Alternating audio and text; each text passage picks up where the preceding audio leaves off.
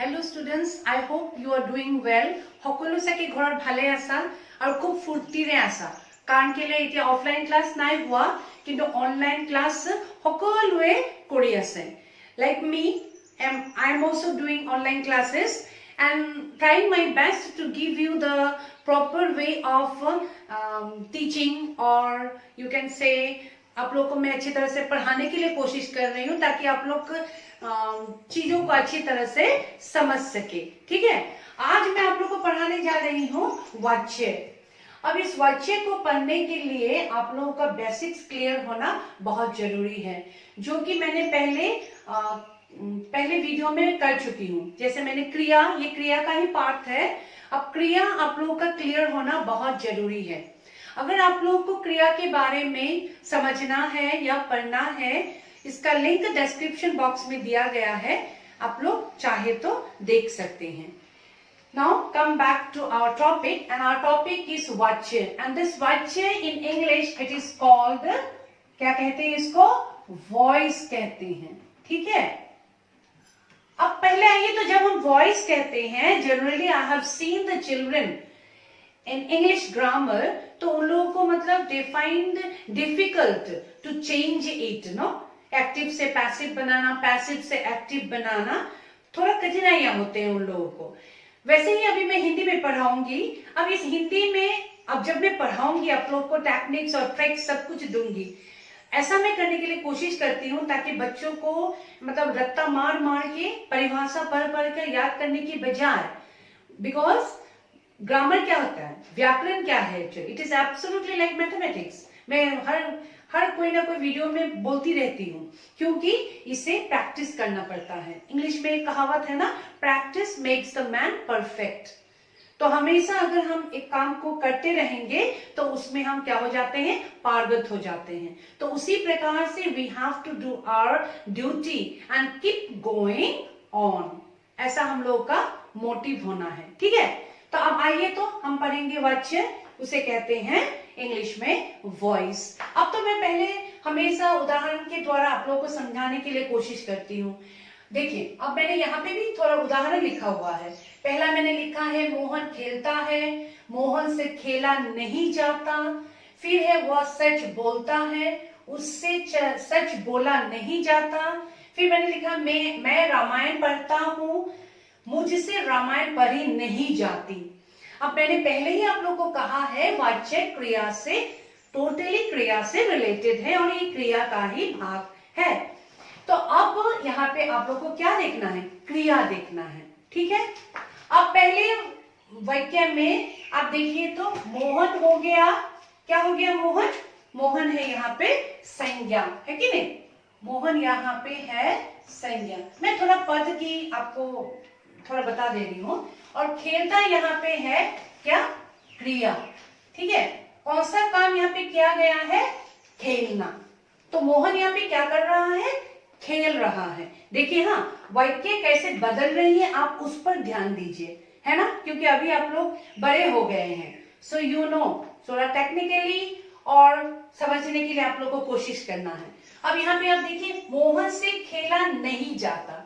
अब यहाँ पे खेलता था, अब खेला नहीं जाता. इसमें रूपा थोड़ा भिन्न भिन्न होता है, भिन्न भिन्न हो रहा है. देखिए तो मोहन तो यहाँ पे संज्ञा है, ठीक है, और यहाँ का क्रिया क्या है, खेला, खेला. फिर यहाँ पे वह सच बोलता है, हाँ, बोलता है. फिर उससे सच बोला नहीं जाता. यहाँ पे फिर से इसका भिन्न भिन्न रूप हो रहा है. देखिए तो इसमें क्रिया का रामायण पढ़ता हूँ, फिर मुझसे रामायण पढ़ी नहीं जाती. तो यहाँ पे आप सभी उदाहरणों में आप क्रिया को देखिए, क्रिया पर ध्यान दीजिए. ठीक है, अब यहाँ पे है खेलता है, यहाँ पे खेला नहीं जाता, बोलता है, बोला नहीं जाता, पढ़ता हूँ, पढ़ी नहीं जाती. ठीक है, अब यहाँ इन क्रियाओं में इन रूपों का भिन्न भिन्न आपको क्रिया दिखाई दे रही है. अब व्याकरण की दृष्टि में इसी को ही हम क्या कहते हैं, वाच्य कहते हैं.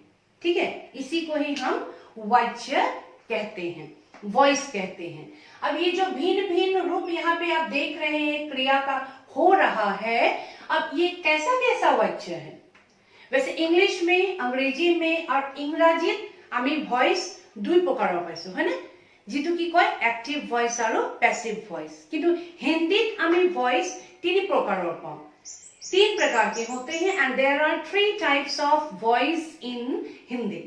ठीक है, तो अब हिंदी में क्या क्या होता है, हाँ वाच्य क्या क्या होता है, अभी वो हमें देखना है। ठीक है, चलिए अब हम पढ़ते हैं वाच्य के 3 प्रकार होते हैं। ठीक है, 3 रूप होते हैं। तो पहला वाला है कर्तृवाच्य, फिर कर्मवाच्य, फिर भाववाच्य। अब देखिए तो इस शब्द में ही कर्तृवाच्य, इस शब्द में ही आपको इनका अर्थ छुपा हुआ है। अब कर्तृवाच्य ये ऐसा वाच्य है जिस वाक्य में कर्ता का प्रधानता होती है। जिस वाक्य में कर्ता की प्रधानता होती है उसे हम कहते हैं कर्तृवाच्य। ठीक है, क्रिया कर्ता के अनुसार होता है तो उसे हम क्या कहेंगे, कर्तृवाच्य कहते हैं, कर्ता। ठीक है, याद रखने के लिए आसानी होगी, कर्तृवाच्य कर्ता है ना, कर्ता के अनुसार होती है क्रिया और इस वाक्य में कर्ता का प्रधानता होती है, कर्ता की प्रधानता होती है। ठीक है, अब हम आएंगे कर्मवाच्य। कर्मवाच्य भी उसी प्रकार से है जिस वाक्य में क्रिया कर्म के अनुसार होती है या जिस वाक्य में कर्म की प्रधानता होती है उसे हम क्या कहते हैं, कर्मवाच्य कहते हैं। फिर आप आइए भाववाच्य। भाववाच्य में जिस वाक्य में अर्थ अथवा भाव की प्रधानता होती है उसे हम कहते हैं भाववाच्य कहते हैं। ठीक है, अब ये हो गए 3 प्रकार, कर्तृवाच्य, कर्मवाच्य और भाववाच्य। अभी आप लोगों को समझना है और अभी मैं आप लोगों को एक ट्रिक और टेक्निक दूंगी जिससे कि आप लोगों को आसानी से मालूम चल जाएगा कि वाक्य कर्तृवाच्य में है या कर्मवाच्य में है या भाववाच्य में है। That is very very important, isn't it और नॉट?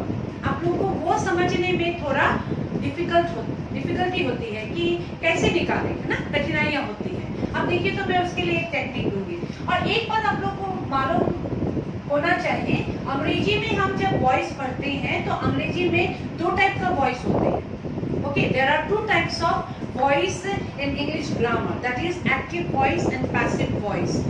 किंतु हिंदी ग्रामर और हिंदी व्याकरण वॉइस किंतु के प्रकार है 3 प्रकार है। ठीक है, हिंदी में हम इसका 3 प्रकार होते हैं, कर्तृवाच्य, कर्मवाच्य और भाववाच्य।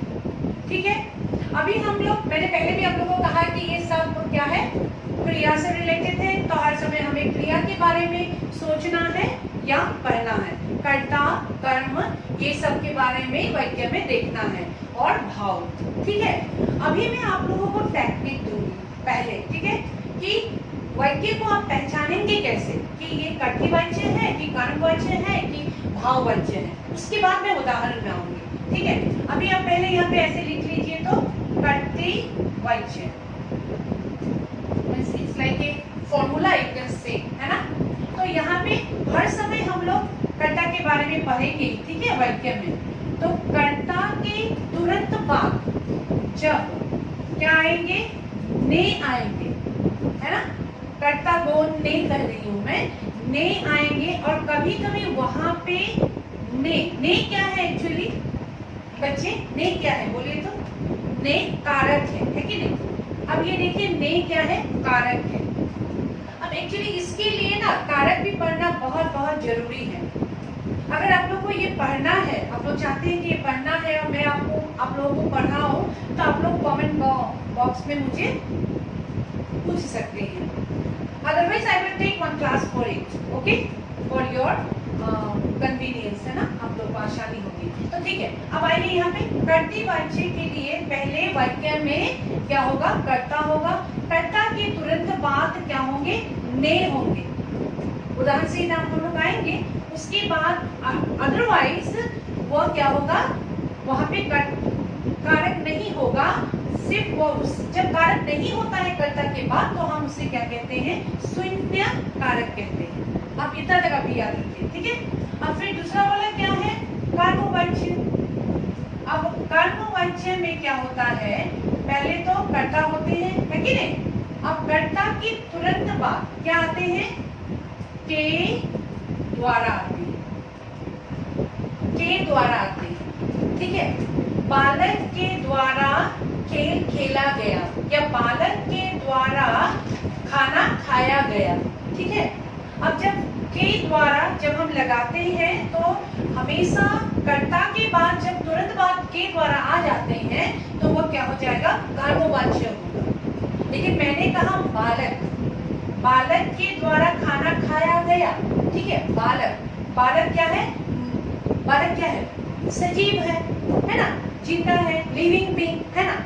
जब हम नॉन लिविंग के बारे में कहेंगे, निर्जीव, हाँ, जब हम कर्ता जब निर्जीव होगा, हाँ, निर्जीव होगा, ये भी याद रखिए साथ में, ठीक है। हमेशा कर्ता जब निर्जीव होगा, सड़क बनाया गया, ठीक है, सड़क बनाया गया है। अब सड़क तो नॉन लिविंग है कि नहीं, निर्जीव है, उसमें तो जान नहीं है। सड़क तो खुद ब खुद बन नहीं जाएगी, किसी को उसे बनाना पड़ेगा। जब किसी को उसे बनाना पड़ेगा तो सड़क क्या है, निर्जीव है, तो उसके बाद भी जब के द्वारा नहीं भी होगा तब भी वो क्या हो जाएगा, कर्मवाच्य होगा। तब वो क्या होना पड़ेगा, निर्जीव होना पड़ेगा, ठीक है। बालक, बालक ने खाना खाया, ठीक है। अब बालक ने खुद खाना खाया लेकिन उसमें के द्वारा नहीं है और कर्ता क्या है, सजीव है, तो वो किसमें चला जाएगा, वह कर्तृवाच्य में हो जाएगा। अब मैं और उदाहरण आऊंगी देन आप लोगों को अच्छी तरह से समझ में आएगा।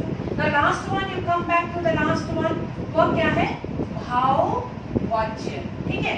अब भाववाच्य में क्या होता है, कर्ता के तुरंत बाद क्या आते हैं, से आते हैं। और ये वाले वाक्य जो भाववाच्य वाक्य है, टेक्निक इसलिए मैं बोल रही हूँ ना, 99% इसमें क्या होता है, नहीं शब्द जुड़ा होता है, मतलब निषेध वाक्य होते हैं, ओके।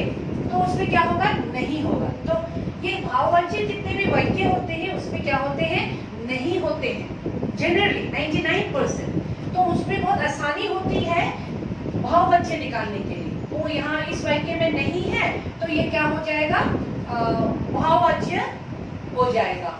और उसमें कर्ता के तुरंत बाद क्या होते हैं, से होते हैं, अदरवाइज उसमें क्या होंगे, नहीं होंगे। जनरली हम जब भी हम लोग बातें करते हैं, हमारी बोलचाल जो होती है उसमें हमेशा ज्यादातर हम कर्तृवाच्य का ही प्रयोग करते हैं। ये कर्मवाच्य और भाववाच्य हम ज्यादा कॉलोकियल लैंग्वेज में इतना यूज नहीं करते हैं, वो खड़ी बोली में लोग ज्यादा यूज करते हैं भाववाच्य का, ठीक है। तो इस प्रकार से हो गया कर्तृवाच्य, कर्मवाच्य, भाववाच्य का एक मतलब ये क्या हो गया, आप कह सकते हैं फॉर्मूला। इसे आप एकदम से याद रख लीजिएगा। It is a short technique for you. Okay? You remember and keep it in your mind. अभी बच्चों एक एक करके हम अच्छी तरह से समझने के लिए कोशिश करेंगे, ठीक है बच्चों। पहले देखिए कर्तृवाच्य, ये क्या है, कर्तृवाच्य है। अब आप लोग इसे जूम करके अच्छी तरह से लिख भी सकते हैं, मैंने परिभाषा अच्छी तरह से लिखा है यहाँ पे। जिस वाक्य में कर्ता की प्रधानता हो उसे कर्तृवाच्य कहते हैं।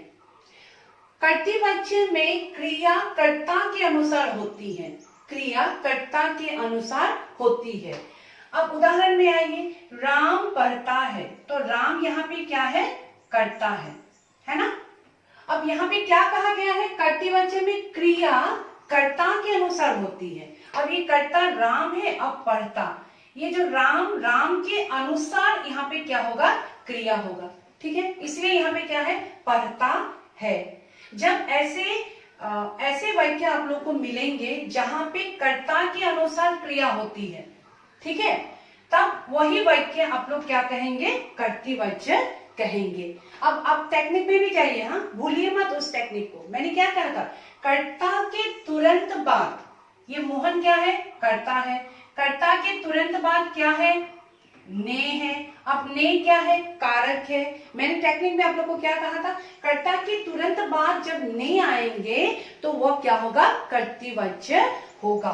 और ये यहाँ पे कर्तृवाच्य में क्रिया के अनुसार में, क्रिया कर्ता के अनुसार होता है। देखो तो, मोहन ने पुस्तक खरीदनी है।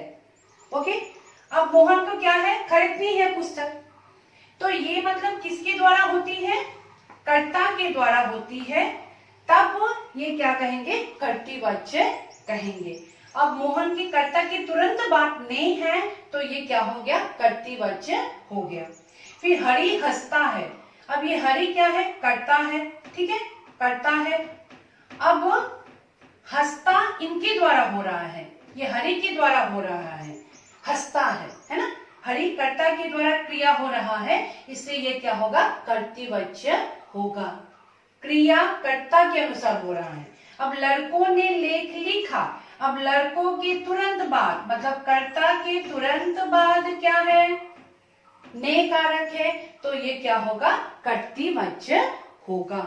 अभी ये पहला वाला आप लोगों को रूप समझ में आ गया होगा। अब हम जाते हैं दूसरे में, ठीक है। देखिए अभी बच्चों, कर्मवाच्य, कर्मवाच्य में कर्म की प्रधानता होती है, इसलिए इसे कर्मवाच्य कहते हैं। कर्मवाच्य में क्रिया कर्म के अनुसार होती है, ठीक है। कर्तृवाच्य में हमने पढ़ा था कि क्रिया कर्ता के अनुसार हुआ था, अभी यहाँ पे किसके अनुसार होगी, कर्म के अनुसार होगी। और उसके साथ साथ जो मैंने आपको टेक्निक भी दिया था, उसको भी साथ में याद रखिए। तो यहाँ पे अब देखिए, मोहन के द्वारा पत्र पढ़ा जाता है, राधा के द्वारा पुस्तक खरीदी जाती है। अब ये दोनों वाक्य में आप देखिए, मोहन क्या है, कर्ता है, ठीक है, मोहन क्या है, कर्ता है। मोहन के द्वारा पत्र पढ़ा जाता है, अब पत्र क्या है, कर्म है। अब वहां पे हमने पढ़ा था, कर्ता के तुरंत बाद जब के द्वारा कारक होगा तो भी वह क्या हो जाएगा, कर्मवाच्य होगा। और यहाँ पे और एक बात आपको ध्यान रखनी है, इस वाक्य में ये क्रिया कर्म के अनुसार होती है, तो पत्र क्या है, पढ़ा क्या होता है, जाता है, तो क्रिया क्या हो रहा है, पत्र के अनुसार हो रहा है। ओके, इसलिए ये क्या है, कर्मवाच्य का उदाहरण है। आप लोग अच्छी तरह से देखिए। अब दूसरे वाक्य में देखिए, राधा के द्वारा, अब ये राधा क्या है, कर्ता है, कर्ता के तुरंत बाद के द्वारा है, जब के द्वारा होंगे कर्ता के तुरंत बाद, तो भी ये क्या हो जाएगा, कर्मवाच्य होगा। और ये क्रिया का यहाँ पे जो क्रिया है वो कर्म के अनुसार हो रही है, ये जो पुस्तक है इसके अनुसार इसका क्या हो रहा है, क्रिया हो रहा है, इसलिए ये क्या है, कर्मवाच्य का उदाहरण है। और बाकी दो उदाहरण भी आप देखिए, आम खाया जाता है। अब यहाँ पर भी आप देखिए तो यहाँ पे क्या हो रहा है, कर्म के अनुसार क्रिया क्या हो रहा है, कर्म के अनुसार हो रहा है, देखा है आपने। अब पुस्तक पढ़ी जाती है, ये भी कर्म के अनुसार हो रहा है, इसलिए ये सब क्या है, कर्म के उदाहरण है। ऐसे वाक्य भी क्या होंगे, कर्मवाच्य होंगे। यहाँ पे लेकिन के द्वारा नहीं है। और जब हम लोगों ने, मैंने जो आप लोगों को टेक्निक दिया था या फॉर्मूला कहा था, उसमें मैंने आप लोगों को कहा था कि अगर वहां पे के द्वारा नहीं भी होगा तो आप लोगों को देखना है कि कर्ता उसमें क्या है, निर्जीव है या सजीव है। अगर सजीव होगा तो वह कर्मवाच्य नहीं होगा, अगर वह निर्जीव होगा तो आम निर्जीव है, पुस्तक निर्जीव है, तो वह क्या हो जाएगा, अभी कर्मवाच्य होगा। तो ये सभी क्या है, कर्मवाच्य का उदाहरण है। आप लोग अच्छी तरह से चाहे तो लिख भी सकते हैं। तीसरा भेद देखिए, भाववाच्य, जिस वाक्य में अर्थ अर्थात भाव की प्रधानता हो, क्रिया की प्रधानता हो, उसे भाववाच्य कहते हैं। अब उदाहरण में देखिए तो, राम से टहला भी नहीं जाता, मुझसे बैठा नहीं जाता, किसी की ऐसी बातें नहीं सुनी जाती। अब मैंने पहले भी आप लोगों को जो मैंने टेक्निक दिया था वहां पे कहा था कि भाववाच्य में क्या होता है, हमेशा कर्ता के बाद और नहीं का शब्द होता है और निषेधवाचक वाक्य होते हैं, वे सब है ना। ये आप लोगों को क्या करना है, याद रखना है। कर्ता के तुरंत बाद से का कारक होता है, अदरवाइज उस वाक्य में क्या होते हैं, नहीं, और वाक्य निषेधवाचक होते हैं, तो वह क्या हो जाता है, कर्तृ भाववाच्य में आते हैं। ठीक है, अभी अच्छी तरह से देखिए तो यहाँ पे ये राम क्या है, कर्ता है, राम से टहला भी नहीं जाता।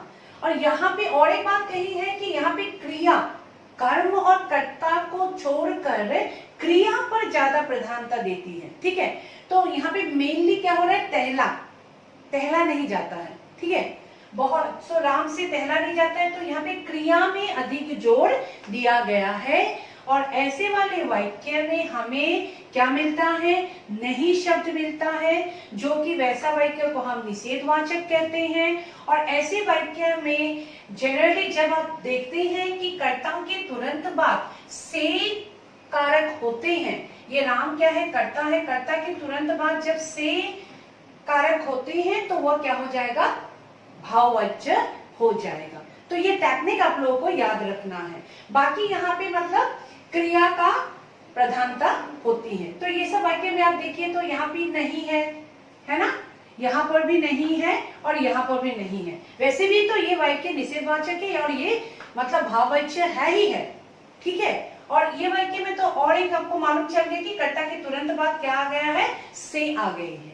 और इन सभी वाक्य में आपने देखा है कि यहाँ पे क्या हो रही है, क्रिया की प्रधानता हो रही है। ओके, इसलिए मैंने ये वाक्य भी आप लोगों को दे दिया है ताकि आप भाववाच्य के साथ इसको अगर लिख के रखेंगे तो आप लोगों को मतलब दिमाग में बैठ जाएगा। जैसे कि इन वाक्य में कर्ता और कर्म के स्थान पर क्रियाएं ही अधिक प्रधान हो गई है। तो भाववाच्य के लिए इतना आप अच्छी तरह से याद रख लीजिए और इतना ही आप लोगों के लिए काफी है उस टेक्निक के साथ। अभी मैं आप लोगों को थोड़ा प्रश्न दूंगी, देखती हूँ आप लोग कर पाते हैं या।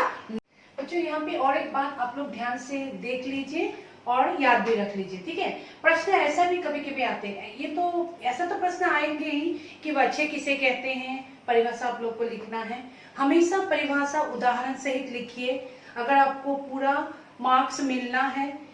और दूसरा आ सकते हैं कि वाच्य कितने प्रकार के होते हैं, वो तो आप लोग लिख देंगे कि ये 3 प्रकार के होते हैं, इनके 3 भेद होते हैं, कर्तृवाच्य, कर्मवाच्य और भाववाच्य। अब इन तीनों वाच्य में और एक बात आप लोगों को अच्छी तरह से याद रखना है। कभी कभी प्रश्न आते हैं कि कर्तृवाच्य में कौन सा क्रिया होता है, तो कर्तृवाच्य में ये जितने भी यहाँ पे वाक्य होते हैं वो कितने कौन से क्रिया में होते हैं मालूम है, दोनों में होते हैं, अकर्मक और सकर्मक क्रिया दोनों में होते हैं। और कर्मवाच्य में सिर्फ सकर्मक क्रिया होते हैं और भाववाच्य में अकर्मक क्रिया होते हैं। परीक्षा में लेकिन आते हैं, ये ऐसा नहीं है कि कक्षा के परीक्षा में होंगे कि 9-10 के सिलेबस में है तो it is very very important, not like that. बहुत कॉम्पिटिटिव एग्जाम्स में वाच्य के प्रश्न आते हैं और ऐसा प्रश्न ज्यादा पूछते हैं। हाँ, कोई प्रश्न वहां पे दे देंगे कि भाववाच्य में कौन सा क्रिया होता है, तो आप लोग को क्या लिखना पड़ेगा, अकर्मक क्रिया होते हैं। ये आप लोग याद रख लीजिए।